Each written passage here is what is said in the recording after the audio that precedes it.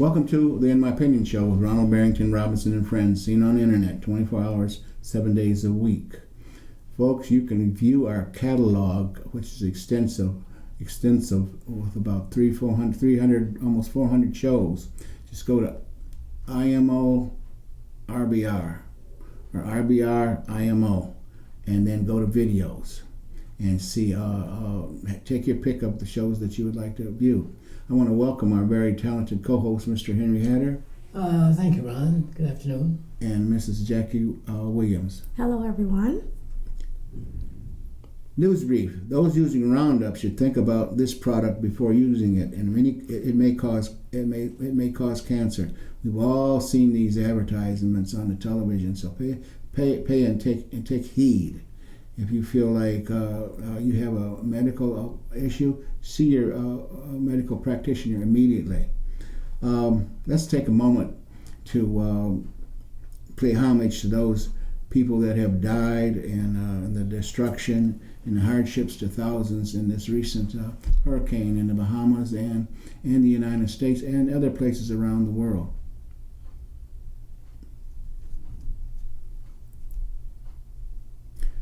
How do we, as a nation, stop the killing of innocent civilians and school children by what is characterized by the media and other so-called experts of those that kill as deranged individuals? America is never going to abolish the Second Amendment. So, folks, if you think that the Second Amendment is going to get abolished, all right, that's not going to happen, in my opinion. Probably shared by trillions of folks, or billions of folks around the world. Recorded history tells us mass shootings and killings have been going on and happening ever since the 1700s. Again, you can look this information up on the internet. It will tell you. It will go back into history and tell you about the school shootings and other mass killings and murders. It's there, or you can go to your public library and get this information. U.S. Attorney General Barr wants to execute those convicted of mass killings. Now, I don't have a problem with that, okay? But the way that the government works, they also kill millions of people. Thousands of people. Some have not even committed crimes. There's hundreds languishing in prisons right now, okay, that are innocent, but they're on death row here in America and probably many other countries. So I don't want to get the confusion in here from a mass murderer that's been convicted as opposed to a single person that perhaps maybe killed somebody, maybe in self-defense, or just killed somebody for the sake of killing them. But criminal justice system is not always, in many cases, it's not always fair. Jackie? Well, let's go back to the top. So I got several notes that I want to go back to.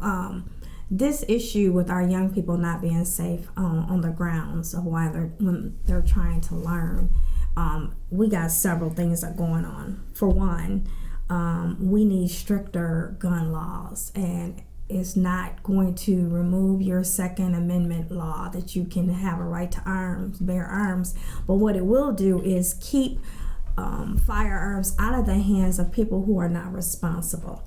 So there is several bills sitting at the Senate right now waiting for Mitch McConnell to bring to the floor, and it's asking for the red flag, which we've used several times. And again, they went back and they were looking at the mass shootings, and several of these people would have been caught up in the red flag, and also extensive background, so that you would not be able to purchase. And they found that some of the shooters had purchased their weapons from private owners or from the sales, or when they're having like the what do you call those? And the black market. Yeah. So my point is that there are other things that we can do, because what the president is doing is he's highlighting mental health. And that's not what all these are, because there was a report came out from the FBI, and what they stated was we are in danger of an increase of white supremacists and a lot of hate crimes going on. And they gave that information to the president, and they didn't want to publicize that. But what a lot of these killings have to do with is hate crimes. So we need to do several things before we start executing. We need to do the stricter gun laws. We need to deal with what it is. And they're protesting right now because they're waiting on Congress to come so that they can make the move on it, because they, after shooting after shooting after shooting, and until you bury your own, you don't understand the hurt and the grief that comes behind it. Because in this Walmart shooting, it stands out in my head that Walmart is no longer selling weapons that are, what do you call the weapons? The ones that shoot off more than one round. Assault weapons. Because of what happened to them. And in that shooting at Walmart, there was a father and a mother. So it is 3 children that were left from being killed at Walmart. 3 children have been left. And so we have a lot of other steps that we need to do before we talk about executing someone.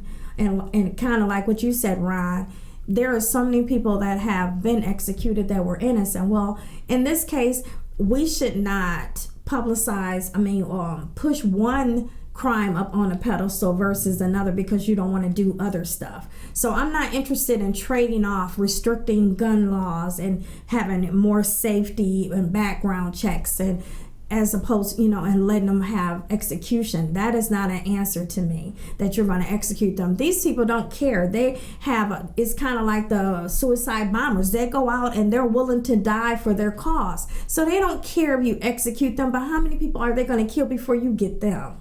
So that's not the answer. And building schools where you're teaching children how to hide from shooters, that's not the answer. The answer is get those guns out of the hands of people that should not have them. Get rid of all these black markets where they have better, as the police stated in the, on the news the other day, they have better weapons than the police. They have bigger weapons than they do. And it's because of that black market. You know, everything somebody's talking about in their house, you can find out where these weapons are. I read some statistics here not too long ago, but it mentioned that there's a gun or two for every person in the United States. Now, that's a whole lot of guns. Yeah. All right. I think I saw the same statistics. Mm-hmm. We have about 350 million people. Mm-hmm. We have a factor larger than the population of people who have guns. That many guns out there. Not everybody has guns. But as Ron said, there are about 400,000 or 450,000 guns available in the United States. But not everybody have guns. I don't have one. I don't either. But some people I don't feel threatened yet. No. But I don't fear the Ku Klux Klan, and I don't fear the skinheads or any of those folks. I just fear an angry wife or something. Your girlfriend.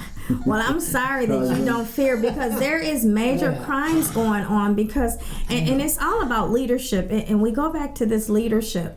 When you have the leader of the United States, a leader of the free world as they call him, spewing out information about, the immigrants are taking jobs from you, and knowing that the paradigm shift is coming, and Henry has educated us on the paradigm shift. So that's just showing where in about 15 years now? No, it's 32 years. It's 2050. 2050. But they moved it back 10 years. Oh, okay. So in the year 2040 or 2050, we are, white people will be the minority and we will be the majority. So there's going to be some things changing. And so a lot of people are running scared. So that's why you see an increase of people having children Caucasians are having more children, to try to have people to come up. But it's no matter what you do, because of the mixing of the races, you'll never catch up, because it's way out of control now, because people are free, and that's okay. But my point is, he's spewing out that these people are, immigrants are coming here to take your jobs, and the Jews are doing this. And so every time he spew out some evil concept or words, you have people that are acting on those, because everybody is not mentally healthy. And it doesn't mean that they need to be in an asylum or anything like that. It just means that they respect their leader and they are driven by leadership. So some people don't have their own thinking process. So if you tell me that Henry is the enemy, I'm going to think Henry is the enemy, and I'm going to attack Henry. You will be? Yeah. So you have to be careful as the leader of the free world to cause for people to react to your conversations, and you have to, and that's why people keep telling him, be careful of how you're spewing out all of this stuff, because people are going to react what you tell them to do. Mm-hmm. And with that, the Southern Poverty Law Center, all right, I subscribe to that. I'm a member of the Southern Poverty Law Center. They have documented all the different hate groups in the United States. They're in every state, okay? 5 or 6 are right here in Michigan. So all one has to do, if you're interested in getting that information, go to the Southern Poverty Law Center, their website, and it'll show you all of that stuff, okay? And unfortunately, killing in America has become normal, and we can't let it stay normal. All right, too many lives have been destroyed, and every time there's a school shooting, here we get inundated with this. Well, we're going to do this, and here we're going to do that, and here we're going to do that. All right. Well, let me tell you, folks. Let me give you an eye opener here. The gun lobby is strong. All right. If you look at who has sponsored, all right, certain members of our government, you'll see why. All right, $1 million here, $5 million there, campaign for their war chest and so forth. All right, I don't know that much about the NRA, but that's a powerful bunch of people. Yeah, they're powerful. Okay, and they back. I think they gave Trump several $1 million. So guess who he's going to pay homage to? Okay, how do you think all these senators and especially the senators? All right, they go into office. Some of them darn near dirt poor. They come out millionaires. So there's something going on. But anyway, I'm getting off the subject here. And another thing, these laws that every time you turn around, here comes a new law, here comes another, this, that, whatnot. I don't want the government, and I've said this before in a couple shows, if you got a gun, keep it. If you can buy more, buy them. And be legitimate, okay? Take the training, etc., whatever you have to take, whatever you have to do. Henry? Well, first of all, I am a member of the NRA. I contribute to the NRA. Not that I'm afraid of them, but they have good stories in the magazines. And I think that they support a worthwhile right that people have. And this right, their position is being driven by people, because they have a product that people want. If the people didn't exist that wanted that product, they wouldn't exist either. Would you believe that? Mm-hmm. So it's the people that's driving them. They have a right to to exist. And I don't know, there are many of them that take some bogus attitudes toward when they suggest that crime in urban areas. I think they go too far. And that might be true, but I don't think that you need to exacerbate that argument. We do have a lot of guns in urban areas, but I don't think that should be part of that discussion. The discussion is that they're meeting a need that people want. And in a free market, you can do that. And there are laws to protect them. But the problem with killing people in mass groups has not been defined clearly. Some people will say it's mental illness this week without doing any research, without pulling up any history, without researching what has been written about this for years and years and years. And they'll assess that. And then the next week, it will be because of gangs or something like that. We have to define what is causing people to mass shoot other people. And we haven't defined it yet. And we got to bring the best thinking, the best minds there. And it may not always be race. It may not always be gender. It may be that we're looking at a combination of things. I know, as I said before, I don't have a gun. I don't feel yet. But if somebody shot at me, I'd probably go down and bite the first door and buy something. But I'm not driven to that.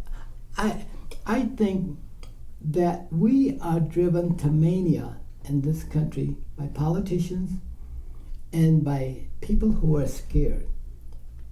We've driven our population to mania. Kids are afraid, women are afraid, blacks are afraid, whites are afraid, old people, rich people. And where do we go from here? And it's not likely to get any better. So I would think about that, and I would not join everybody's thought that this is caused by a single issue. And mental illness seems to rise. Mental illness is an easy one because it removes color. It removes religion. It removes all of the other circumstances that where you can attribute to a specific group. So I think that we need Do to you have know that they have a profile? The FBI have a profile of a shooter. Yeah. So let me give it to you. Okay. It's a white male in the early to late 30s. Okay, now this is mass shootings. Mass shootings. This is what they profile. We probably, without saying that, we probably already knew that. But I just need to tell you, this is the profile. Yeah. But one of the things I wanted to say is that back to the type of weapons, I have no problem. My husband is a gun-toting, that's who he is. That's it. Bless his heart. But my point is, okay, you can have a regular gun to protect yourself, but why do you need an assault weapon? So the United States is the only place where you can have assault weapons, and we're the only places having all of these mass shootings. Because why do you need a magazine if you're just a person just carrying a gun for the what are you trying to take out half the United States? And so we're not telling the NRA, or we're not telling people that we're taking away your guns. We're just saying you don't need assault weapons. That is not a normal gun that you need for normal usage. You don't need that, because those are the type of weapons that are taking out all of these people in these mass shootings. So it's not that we're taking the gun right from you. We're just saying that certain weapons should not even be an option, because that's what the other countries did, and they don't have all these mass shootings. And this year alone, we have had more mass shootings in the last several years. So we have to do something, and we can't push it on, well, we're going to make the schools, where they know how to handle a shooter. I just went to a training at the church. Because why? Because everybody's being compromised. So they're teaching us how to handle shooters. And so it's not to tell us to go and get 500 weapons. That's not what they're telling us. They're just telling us that when it happens, we need to be prepared. But my point is, Congress need to act, not ignore, because you've ignored all of these shootings. And when Obama was in office, they said that he put a bill out and they just would not pass it. Mitch McConnell, if you can hear me, I'm not calling you Russian Mitch, none of that. I'm calling you Mitch McConnell. Do your job.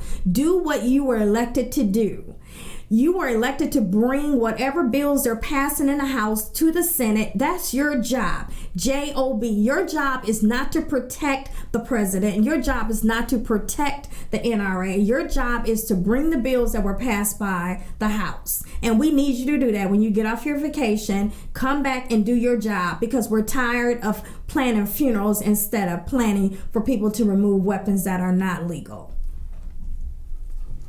Yeah, but one of the things, it's not Mitch McConnell's bill either. It's the public. It's what the public wants. It's what the American people want. The American people want guns. Democrats and Republicans, they want guns. They did Black stats. and white. Stats show that over 82% of Americans want gun control.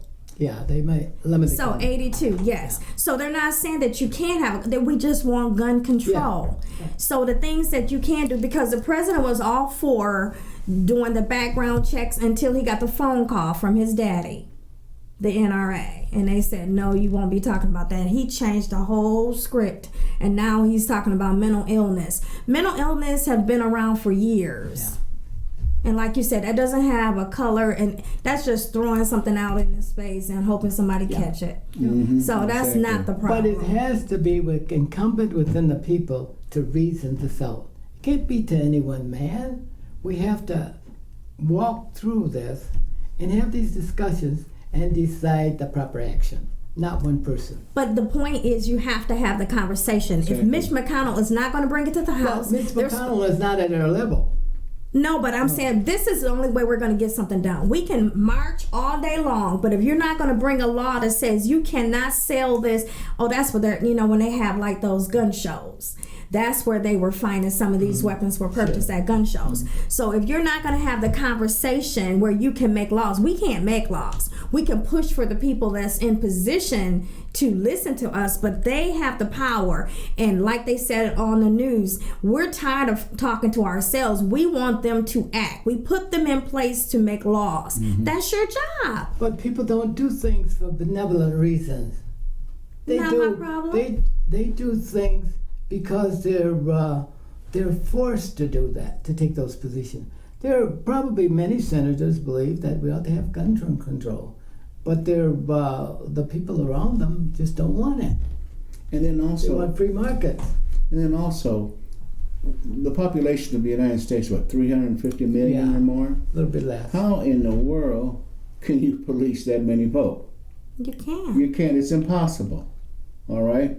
So, it's just blowing a lot of smoke. Mm-hmm. All right? But the problem is in us as human beings. It's not in the guns. The guns don't do anything to you. It's in us. It's that dark side. When you look into my eyes, you see a dark side. Mm-hmm. And that's the side. That's what's wrong with us. And we're moving more and more to the dark side. We weren't always this way. But it's temptation. So when you were a child, when I was a child, my mom wouldn't let me have a lot of candy. You know why? Because it caused me to be hyper. So what did she do? She removed the candy so I wouldn't have that opportunity to get hyper for no reason, right? That temptation.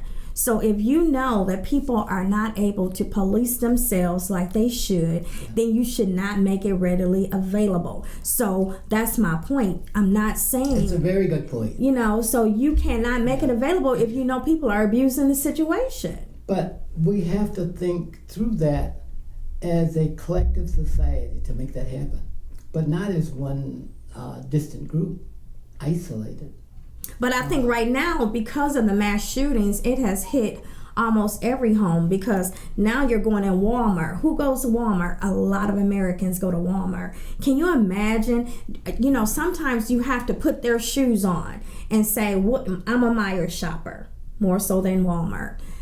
I'm in Myers, and all of a sudden somebody flip out and start shooting, so I die at Myers. That's something realistic where I can touch. Jackie, I'm glad you brought that up, because every time I go someplace, I'm always prepared to die because of what goes on in society. Who knows? I may walk into Myers and someone just pull out a gun and start shooting. So there's nothing I can do about it. It's what prevails in society. We all deserve a chance to have our opportunity there. While it goes on, we're not isolated from these events. Like you say, you can go into Myers or you walk downtown or walk out on your lawn, and then someone comes along with a gun of mass destruction, and just sprays the neighborhood. You can't stop it. It's part of who we are. You can't stop it. You can stop it. How? If you can pull every black man you know over and give him a ticket, I'm just saying. If you can pull them over and get them a ticket, you can stop some guns. I'm not interested in hearing that because I know it's a way to do it. I mean, it might take a little while. Sorry, folks. It might take a little while, but you know what I mean? So if you can pinpoint every black man driving down a highway and just say they did something, you can find some guns. Use the same energy that you use it for negative, use it for positive, and get rid of the guns. Not buying it. Mitch McConnell, I'm calling on you. I wish I had your phone number. And just don't pull over just black men either. Okay, you guys have done enough, and women have done enough of that shit. All right, so this chicken's coming home to roost on you, you know. So stop it. You know, everybody's equal. Check your DNA. Okay, check your DNA, all folks. And that's not I'm not playing a race card either. Check your DNA. You know that thing you see on TV with that little circle, with the little pie slices and stuff. Okay. The helix. So what that is? It's called the helix. Yeah. Check your DNA. It'll tell you where your origin came from. Well, Ooh. what really happened? Huh?